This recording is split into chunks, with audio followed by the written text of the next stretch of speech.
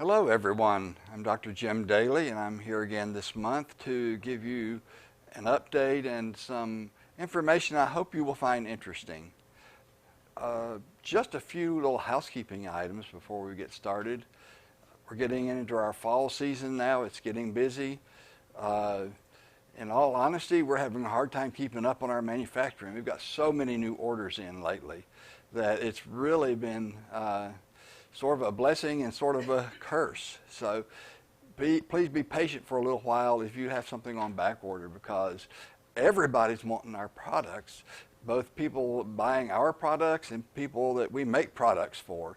And it's kind of surprising. It's bigger than I would have expected. So we're trying to figure out how to expand our manufacturing enough to keep up with everything.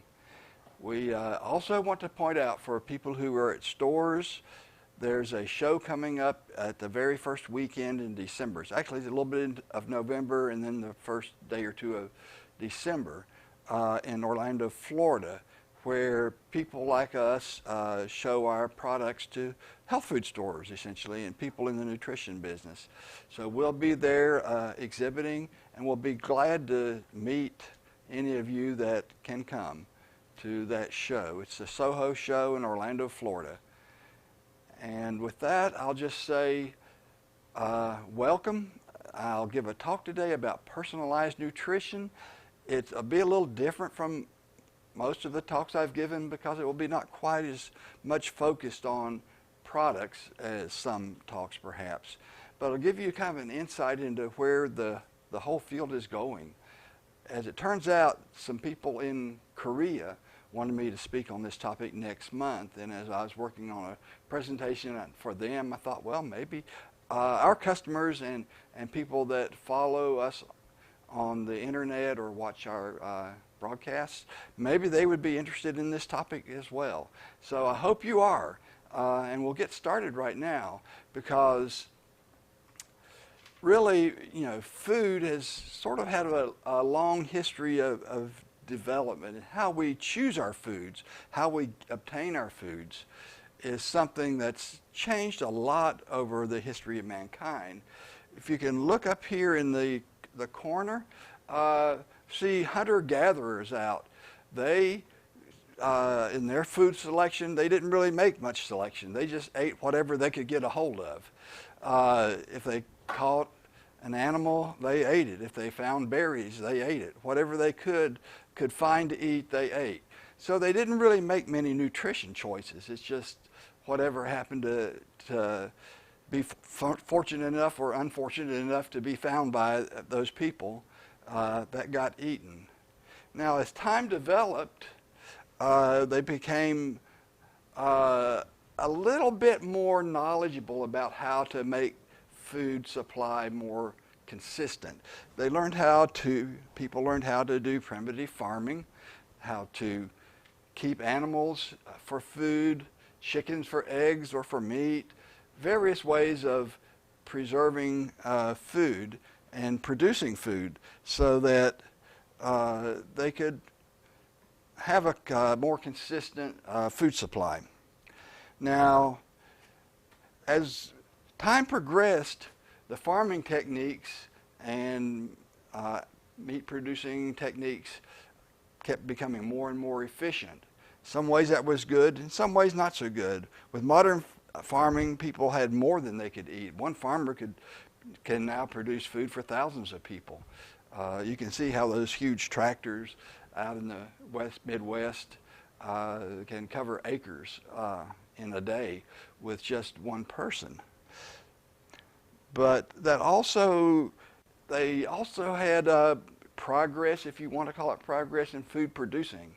Not only did they learn how to make the food, they learned how to refine it, to make white flour instead of brown flour, how to take sugar cane and refine it down to sugar, how to make oils from seeds.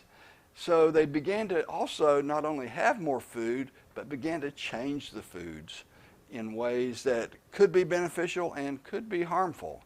So that some people would consider progress, some people would not. I personally think it's probably not, actually. Over time, however, uh, people's choices became more controlled by preference, what they like to eat, and not by, what was available or what they could produce or what was cheap enough. Food, particularly in this country, has become surprisingly inexpensive.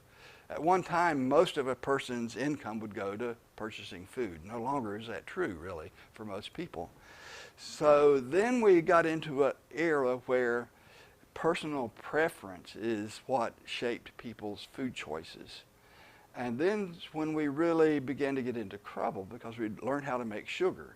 So people liked that sweet taste, so they were eating more sugar. They liked the oil flavors that were imparted to foods, so they started eating lots of oils.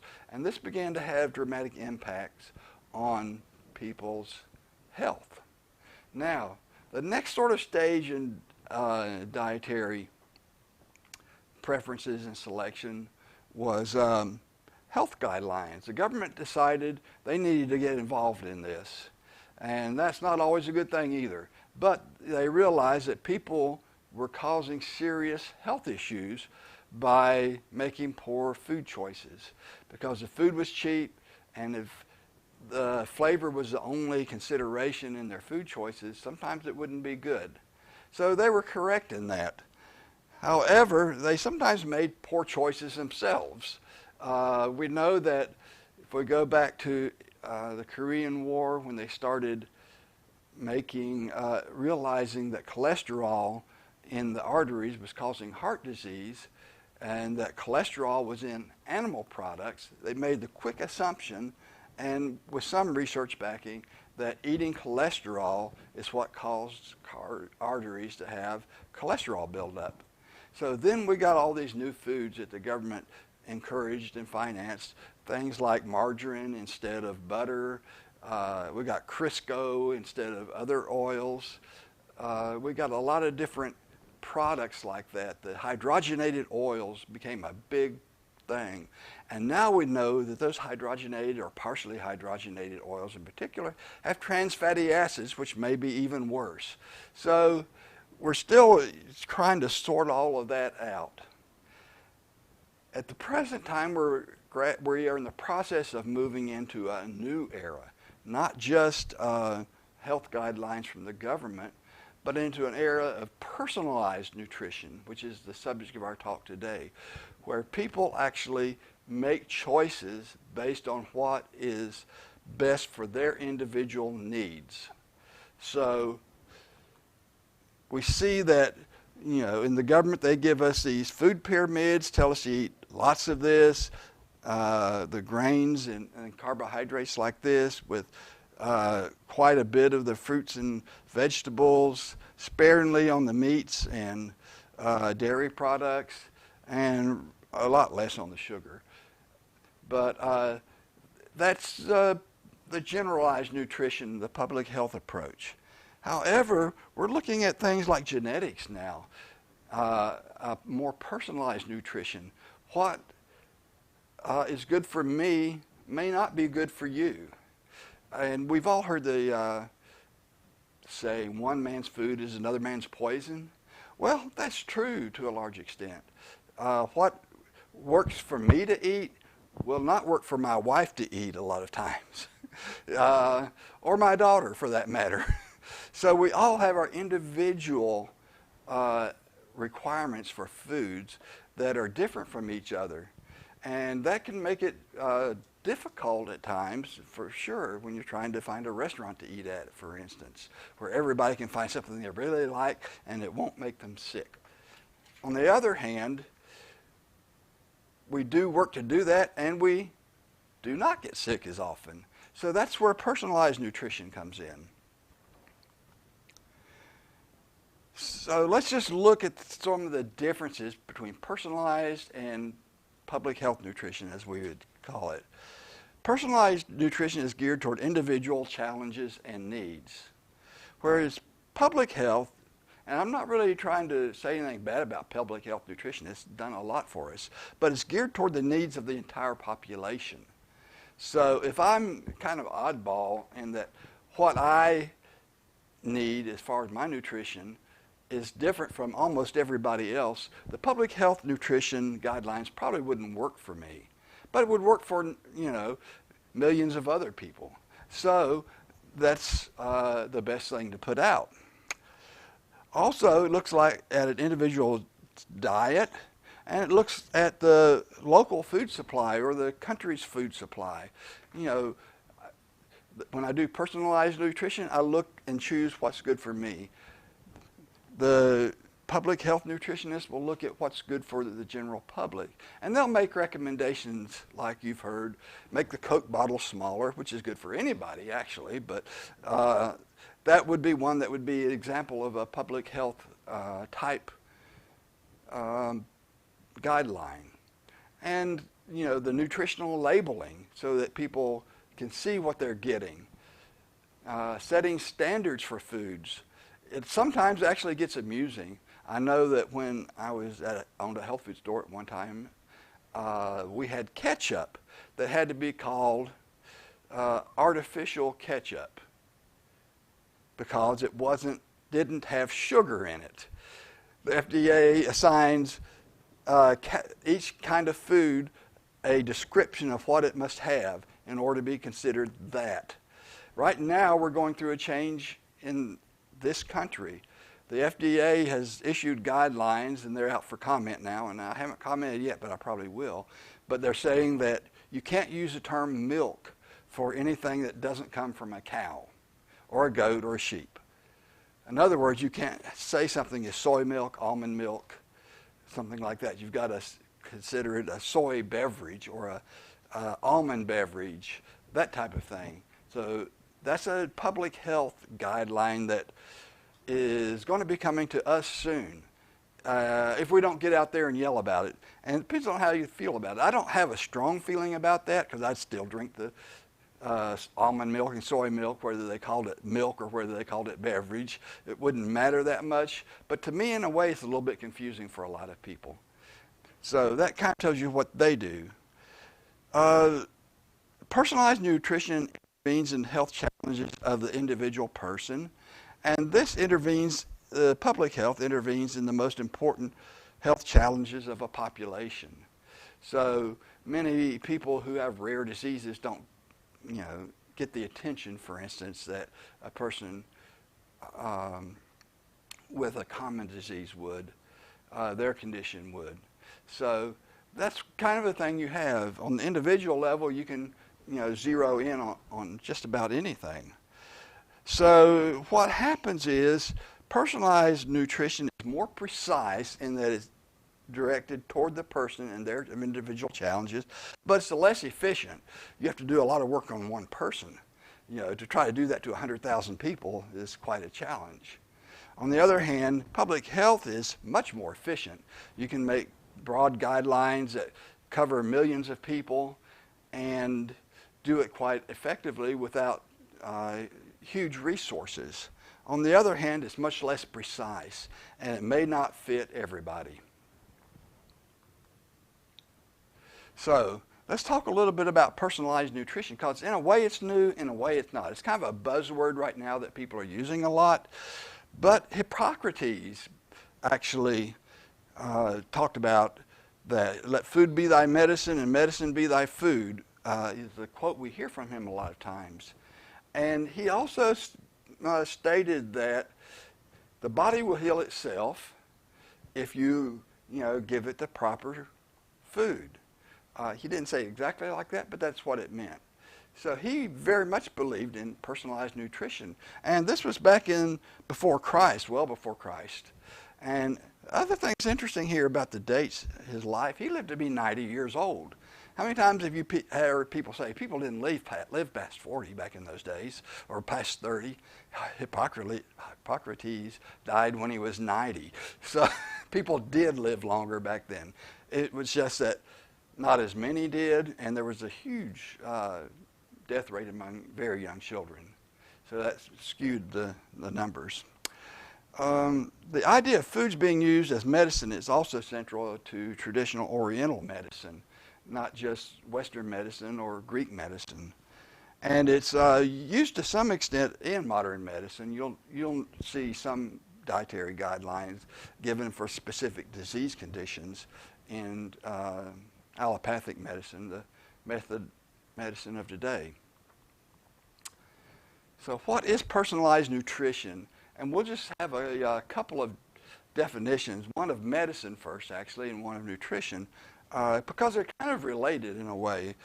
Personalized medicine or precision medicine is a medical mode that separates people into different groups with medical decisions, practices, interventions, and or products being tailored to the individual patient based on their predicted response or risk of disease.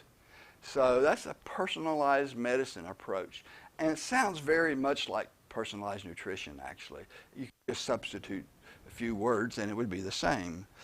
Personalized medicine assumes that everyone is will not respond to the same nutrient in the same way, and that the diet should reflect their unique body chemistry. So that's something that we have all believed in here for a good while. And this is getting to be a popular thing. You can see a book there on personalized nutrition. It's getting to be a popular concept in recent years.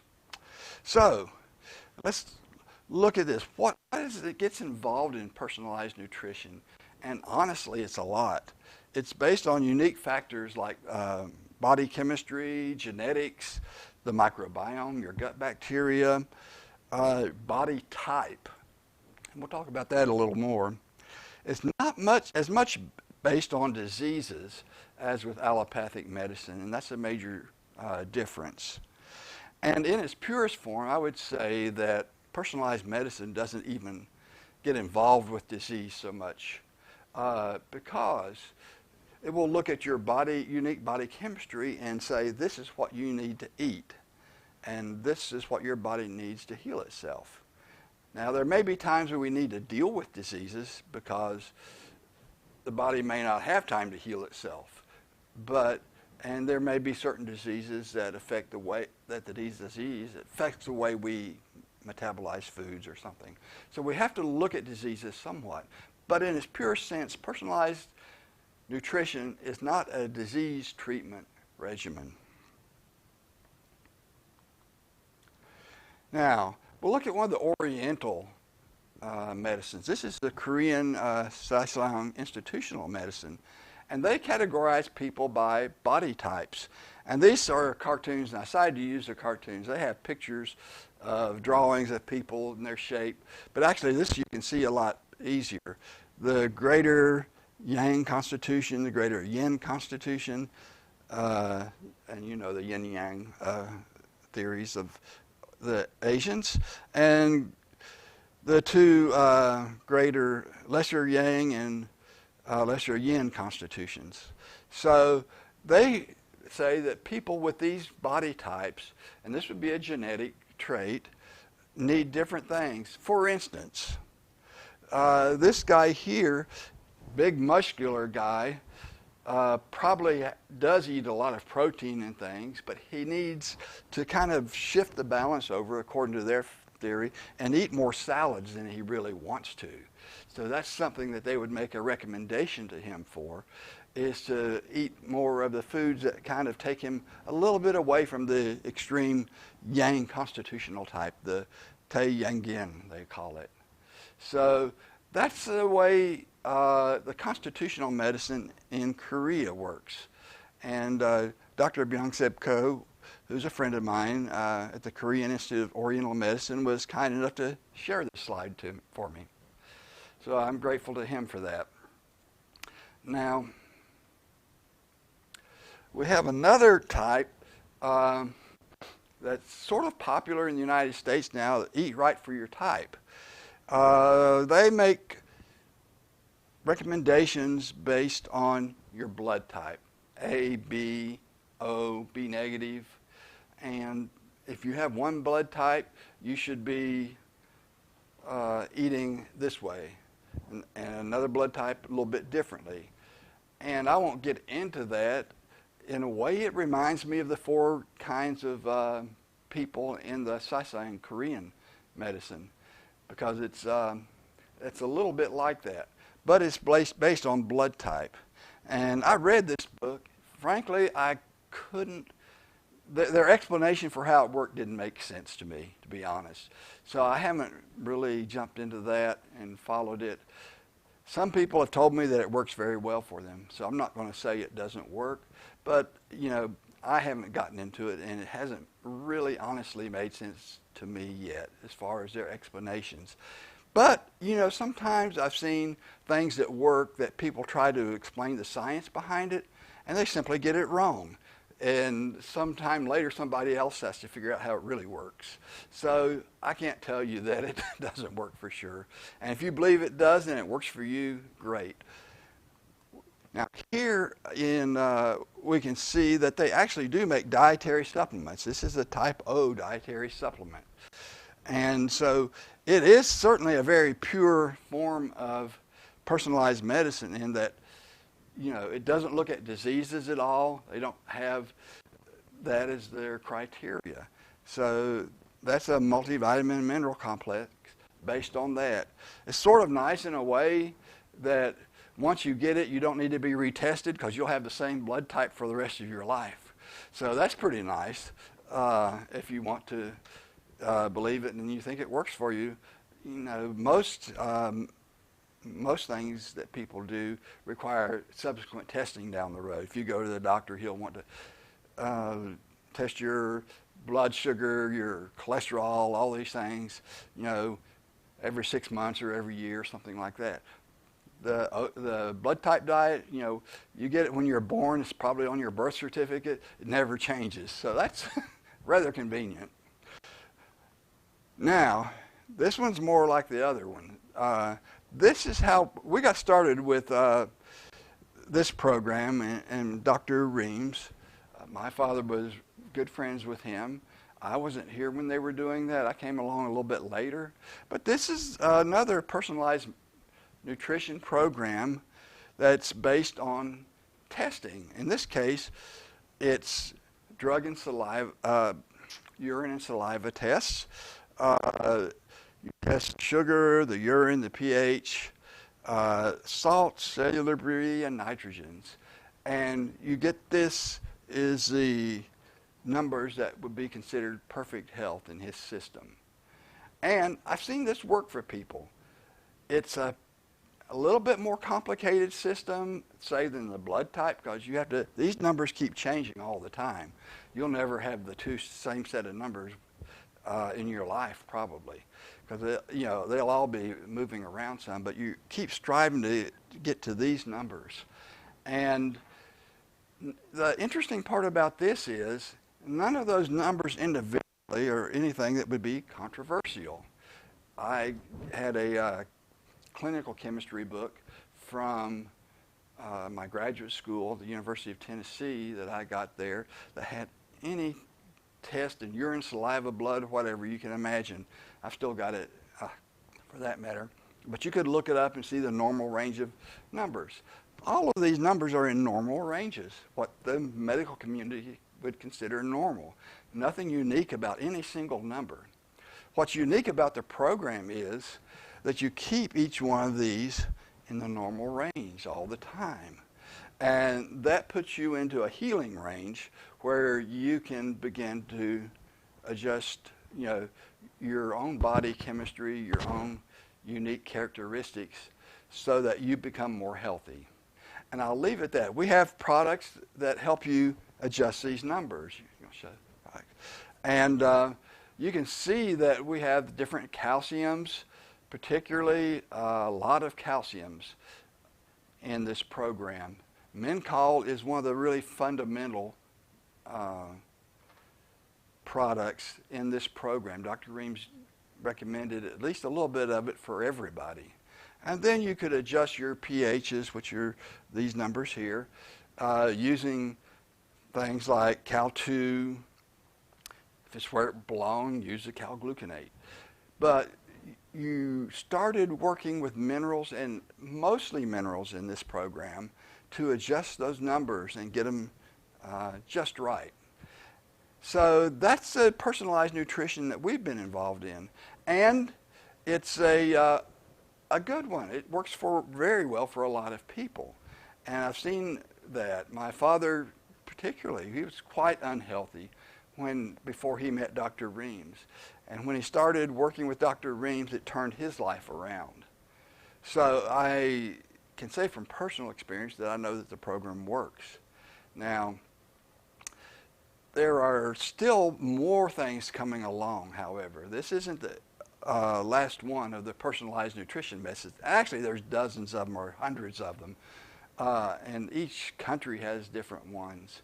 And there's similarities, but there's some more modern ones that are coming along. And one thing I would like to say is, if you have something that's working, you don't have to throw it out just because something new comes along. I think that's a mistake that a lot of people make. There's a lot of things that we do that are really good right now. If it's really good right now, it doesn't mean we have to throw that out and go to the next new trendy thing that comes along. We can add those to it if it's appropriate and if it works for us, but we want to still look at those things, and the people who are practicing the RBTI program may someday want to incorporate some of these new things into their programs too. So we all need to keep an open mind about new developments and the old tried and true methods. Both are valid and both should be considered. The personalized or precision nutrition, the two terms are used interchangeably pretty much. Like I say, are a new thing that's just really becoming popular in the last decade, say, or maybe less. Many new techniques go into this, and a lot of this is driven actually by new research techniques that have been coming along. Because most of the techniques that are used in these new programs we'll be talking about didn't exist, say, when I was in college. They hadn't been invented yet. So these are new things. We can see how we're looking at things like nutrigenomics, the study of the microbiota, the metabolomics, and we'll talk a little bit briefly about each of these and how they can be used.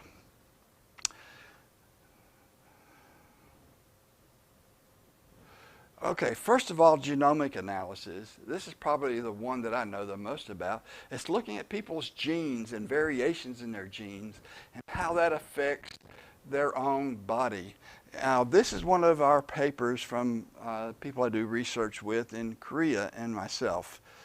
High genetic risk scores for impaired insulin secretory capacity doubles the risk for type 2 diabetes in Asians, and is exacerbated by Western type diets. So we see the genetic risk score, and in this case we had 10 different genetic variants that could affect your ability to secrete insulin. And we looked at people according to how many of those 10 genetic risk factors they had, and we developed a score. So you could have a score of 1 to 10, say. And if you were up at 7 or 8, you really had a high risk of having impaired insulin secretion capacity. Okay, and this is done in large numbers of people. I think this was, in almost 9,000 people had genetic data that the government had collected, and then we could look at how well they secreted insulin and look at if they, what their genetic risk scores were and see the correlation. So that's what we did. And we found that having a high genetic risk score greatly increased their risk for diabetes. And that wasn't surprising. We also found that having a low carbohydrate diet also in this population, and not necessarily the other ones, a low carbohydrate diet was a risk factor for diabetes. And in a way that might make sense, in a way it might seem counterintuitive, because if you think about it, Koreans and Asians have always eaten a diet that's high in carbohydrates. carbohydrates. A rice-based diet with some vegetables and things, and not much meat or fish, a little bit. So they've adjusted over thousands of years to a high carbohydrate diet, and it seems not to work well for them if they suddenly eat a meat-based diet with lots of fat, a lot of protein. So that's different from what a lot of people are saying nowadays about the low carbohydrate diets are one of the trends here in this country. And I'm not convinced that it's great for this country either, but I'm very sure that it's not great for Asians. Now, that's the genomic type analysis where you're looking at the genes that you inherit. Another kind of analysis that's pretty interesting, and we don't have enough data to do these kind of genome-wide association studies, which is what I was doing in that previous slide, yet, but we will soon. This is coming quickly. Now, I've got a Bible text here. The Lord visits the iniquity of the fathers on the children and the children's children to the third and fourth generation. Now, a lot of people interpret this, and they may be interpreting correctly, that this means that God punishes their children and grandchildren and great-grandchildren for the bad things that somebody does. On the other hand, some people say, aha, this is epigenetics they're talking about there. They just didn't know the word back then. Because epigenetics, what you have, this is one of the ways that it works. Like these are methyl groups that bind to areas of a gene. Okay? That keeps those genes from being expressed. In other words, those genes might be related to insulin secretion. If it has that binding to it, it won't make the enzyme that is needed to make the insulin secrete. So epigenetics actually controls a lot of what the genes do. Doesn't change the genes at all, but it controls them. It's a control mechanism to increase or decrease how they are used in the body. And that has a very profound effect on people's health. And, interestingly, diet has a profound effect on epigenetic modifications. However, one thing I need to go back to on this, and it goes along with the text I just mentioned at first, these epigenetic traits are inherited. Now, as you go through one generation to the next, you lose some of the epigenetic traits, although the genes themselves are usually passed on without much change. Those epigenetic traits are gradually lost, but your children will definitely have a lot of your epigenetic traits. Your grandchildren will have quite a few of them. Great-grandchildren, well, some, but not so much. They're gradually lost over several generations, and it kind of works out just like the Bible text there says, that the sins of the father can be carried on to the third and fourth generation. And I don't know, I'm not going to say that that's what the author there was saying. I don't know. But it is an interesting parallel to epigenetics. So that's a really up-and-coming area that's really interesting. If you ever want to learn more about epigenetics, the program NOVA, are you familiar with it, on public television? They have a really nice show on epigenetics that is really interesting. It's fascinating how it works. And if you go to their site and search for PBS, search for NOVA, and then epigenetics, you can find it there and watch it. It's good. I'd recommend it. We also have phenotype metabolomics studies. Metabolomics is something that several friends of mine are doing. I'm not, personally, but some people I know very well are doing. And that's where you look at small metabolites from your body chemistry. When you eat foods, you break them down. Some of them getting broken down into small little chemicals. And they look at those little chemicals to kind of get a clue to what your body's doing with its nutrients, how it's changing them, how it's modifying them, how it's getting rid of them, not getting rid of them. So that's metabolomics. Metabolomics measures small molecules. Their presence can reveal how people metabolize nutrients, usually measured in urine, how they, the things they excrete. The presence of high or low amounts of metabolites can be linked to risk of disease and metabolic disturbances. And one example that came up in the last few years, and I was really interested in, was branched chain amino acids. That's leucine, isoleucine, branched chain amino acids, for instance, and how they're metabolized. They were finding that metabolites of those branched chain amino acids were consistently higher in people with diabetes. And there was a lot of concern for a number of years that getting too much branched chain amino acids in the diet might lead to diabetes. As it turns out, that wasn't the case. We've got pretty good data now that show that what's happening is the diabetes is causing those branched chain amino acids to be metabolized differently, and that those metabolites show up because of the diabetes and are not causing the diabetes. So that was kind of a relief for a lot of people to find that out. But that seems to be the case. But that's the kind of information you get from metabolomic studies.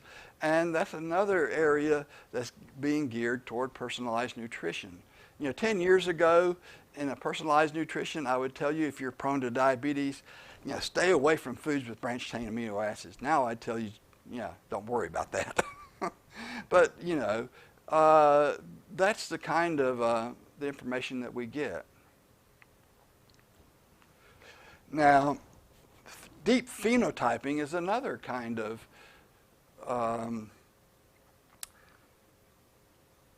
data that we can use for personalized nutrition. Now, what that means, when we have a phenotype, that's the result of the expression of the genotype. It's if you have a gene that causes you to be obese, the gene represents the genotype, but the phenotype is a result of that gene. And you can see it in body size and fat deposits, saying that's a phenotype. Okay, deep phenotype is looking at that a little bit more thoroughly. And a good example of that is deep genotyping would look at more than just whether a person is overweight or underweight. Certain types of adipose tissue are worse than others, and mostly depends on where they're located in the body. Visceral fat is much more damaging than subcutaneous fat. The subcutaneous fat would be this fat on the arms, down the legs. A lot of that white stuff is fat, and it's subcutaneous fat. The visceral fat is in the viscera. It's this stuff right around your internal organs. That's the fat that causes diabetes, that causes a lot of health problems. It's not the fat on your arms, it's not the fat on your legs, it's that fat deep inside. Also, it's the fat that's not removed if you get liposuction. They don't go down there and get that stuff. So liposuction doesn't really have much metabolic benefit, honestly. Although if you are losing weight by other methods, you've already gotten rid of some of the fat, it might help you get to that fat sooner. But the liposuction itself doesn't really improve your metabolism that much. It doesn't make your diabetes go away, etc. So this deep, what we call phenotyping, can be an important area for personalized nutrition. Asians, we know, can have very little fat, can look very thin, and still have this bad fat down in there that is causing them to get diabetes. And that's pretty common in Asians. But it happens in other people too. It depends on your genotype, whether or not you do it that way to a large extent. But we know that some people, can look very skinny but be fat on the inside and still have problems. So the regular phenotype doesn't tell us the whole story. But we know that to actually see this fat, you just about have to do a CT scan on somebody and look for it. Sometimes there are people now that are looking at the waist ratio and triglycerides, blood triglycerides together, and are being able to put an algorithm together using some of that kind of data to give an indication of what the visceral fat looks like. And these are ongoing studies where they take that kind of data and combine them and then see how that correlates with visceral fat from CT scans. And it seems to be working pretty well. So, for instance, if you had a high, particularly waist-hip ratio or a large waist, as well as increased triglycerides, that would probably be a greater risk factor. But that's something that's still being developed. The microbiome is also an area of really intense interest now for personalized nutrition. The microbiome is the makeup of the entire population of gut bacteria. It has a very, very, very profound effect on your health. It's influenced by diet and exposure to the environment. Probably as we get older, mostly by our diets is what really determines the microbiome and the prebiotic effect of foods. Already companies are actually analyzing people's stool samples to get profiles of their microbiome in their gut and are recommending dietary regimens and supplements to improve their microbiome. Whether or not that's really great yet, I don't know. There's several problems with it at this point. One is we haven't made the correlations well enough between disease states and things that they're trying to look at and specific gut bacteria. The other is that's really looking at what comes out the other end. You've got a lot of microbiome starting in your mouth, all the way in your esophagus, some in your stomach, quite a lot in your small intestine, a lot in the upper part of the colon, and these don't all get measured as well as they could. So to what extent, these are really good right now, I don't know. There's a lot of missing information that I'm concerned about. However, people are doing it, and we'll see how it works for them. Now, there's many personalized nutrition approaches, as you can see. We've looked at the genome, the epigenome, the microbiome, the phenotype, all these things. And everybody's coming at you from different directions, And if you started taking every supplement that everybody could come up with, from the Korean thing to the epigenetics or whatever, you'd probably have a sea of supplements out there that you couldn't begin to take.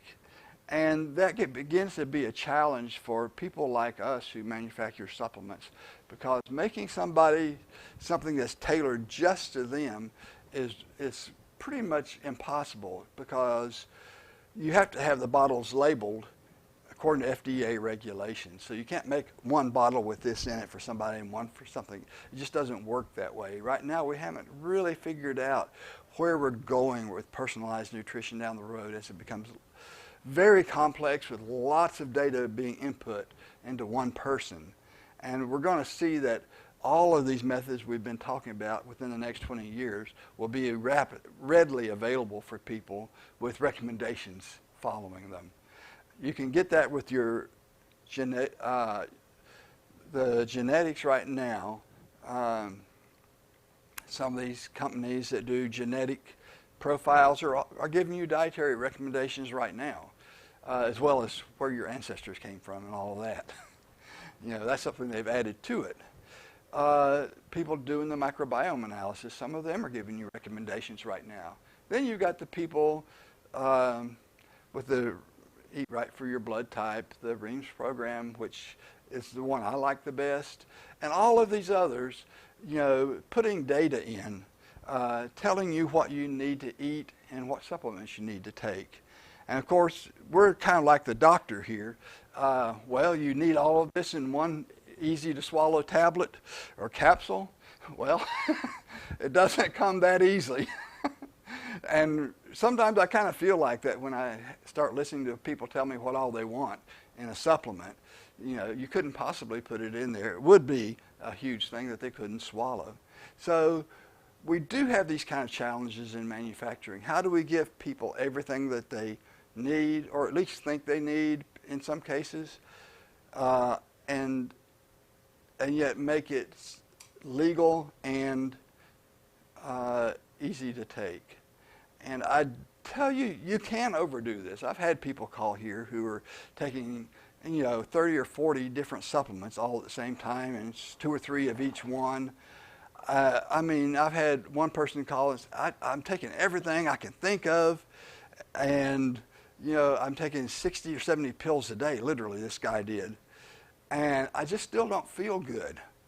I says, well, maybe that's why you don't feel good. There's a very good chance you're overdoing it.